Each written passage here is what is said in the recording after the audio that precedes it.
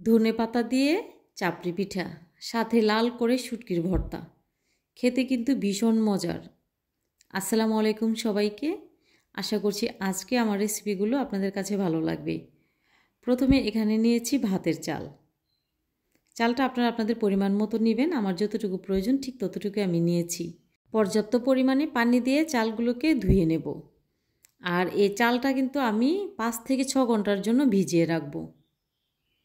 তো চালটা ভিজতে থাকুক, ততক্ষণে আমি শুটকি ভর্তাটা তৈরি করে নিই। প্রথমে এখানে নিয়েছি আমি শীতল শুটকি।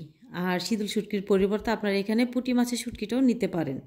শুটকিগুলোকে খুব ভালো করে ধুয়ে নিয়েছি। আর ধুয়ে নেওয়ার পর যে পাত্রে আমি শুটকিটা টেলে নেব, ওই পাত্রে কিছুটা লবণ ছিটিয়ে দিয়েছি। আর এই লবণ ছিটিয়ে দেওয়ার কারণে কিন্তু শুটকিগুলো কড়াইতে লেগে যাবে না। আর শুটকিগুলো উল্টে পাল্টে খুব ভালো করে ভাজা করে নিচ্ছি। একটা পর্যায়ে যখন শুটকিগুলো দেখতে ঠিক এরকম হবে, ওই পর্যায়ে বুঝে নিতে হবে যে শুটকিটা সম্পূর্ণ ভালোভাবে ভাজা হয়ে গেছে। তো এই ভর্তাটা আমি শিলপাটায় তৈরি করব, তাই পাটায় নিয়েছি কিছু শুকনো মরিচ আর অ্যাড করেছি স্বাদ মতো লবণ আর মরিচটা খুব ভালো করে পিষে নেব। একটা পর্যায়ে যখন খুব ভালো করে পিষে নেওয়া হয়ে যাবে, ওই পর্যায়ে এখানে আমি অ্যাড করব টালা রসুনের কোয়া, আর যে শুটকিটা আগে থেকে টেলে রেখেছিলাম ওই শুটকিটা এখানে দিয়ে দেব। দিয়ে শুটকি এবং রসুনটা খুব ভালোভাবে পিষে নিতে হবে। শুটকির মধ্যে যেহেতু কাটা থাকে, তাই শুটকিটাকে খুব ভালো করে পিষে নিচ্ছি। আমি মনে করি এই ভর্তাটা বা যে কোনো ভর্তায় শিলপাটায় বেটে যদি তৈরি করা হয়, সেই ক্ষেত্রে কিন্তু ভর্তার স্বাদটা অনেকটা বেড়ে যায়। এখানে অ্যাড করছি পেঁয়াজ কুচি। পেঁয়াজটা আদা বাটা করে বাটবো।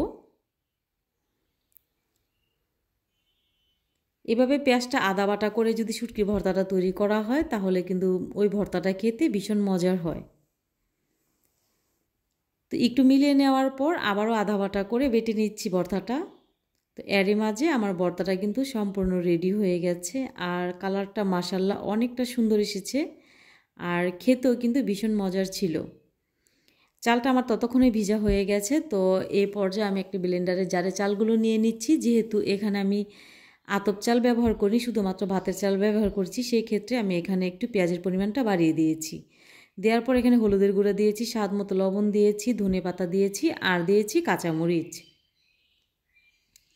খুব ভালোভাবে ব্লেন্ড করে নিয়েছি। আর নেওয়ার পর এখন পিঠাটা তৈরি করে নেব। রেসিপি ভালো লাগলে শেয়ার করার অনুরোধ রইল। আর এভাবে খেতে পিঠাটা কে কে পছন্দ করেন কমেন্ট করে জানাতে ভুলবেন না। আমার কিন্তু ভীষণ পছন্দের। তো পিঠাটা তৈরি করে নিচ্ছি। আর এই পিঠাটা তৈরি করা দেখে বুঝতে পেরেছেন যে কতটা সহজ, আর খেতেও কিন্তু ভীষণ মজার।